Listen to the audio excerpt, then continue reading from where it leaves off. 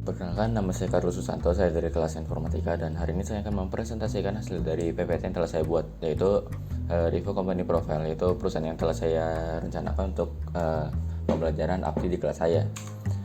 Yang pertama, Riva adalah suatu perusahaan yang berdiri di bidang pemasaran atau marketing di bidang freelancing yang telah berdiri semenjak tahun 2019, yaitu perusahaan yang bergerak di bagian jasa desain.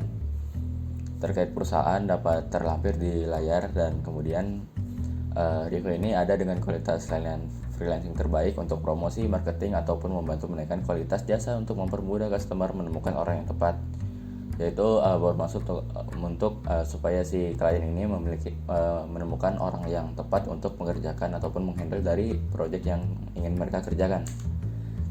Kemudian untuk tipe jasa yang dihadirkan itu ada beberapa tipe, yaitu video, foto, audio, dan web. Untuk bagian video itu seperti pengerjaan short film, motion graphic, promosi ataupun lain-lain. Kemudian ada foto, yaitu seperti pengerjaan poster ataupun suatu foto yang ada bagian cacatnya dan perlu dirubah, maka akan dapat dihandle oleh freelance yang ada di perusahaan ini. Kemudian ada bagian audio seperti pengerjaan musik ataupun podcasting seperti podcast ataupun dan lain-lain. Kemudian web seperti pengerjaan UI, front end ataupun back end.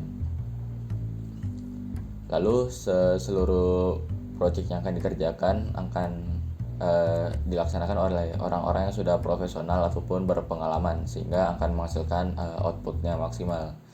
Berarti akan dihandle oleh orang yang sudah ahli, sehingga kualitas yang didapatkan akan semakin tinggi. Kemudian yang terakhir adalah kelebihan dari perusahaan. Yang pertama adalah fast respon terhadap klien, berarti sang freelance ini akan menanggapi dengan cepat sang klien sehingga tidak perlu menunggu terlalu lama.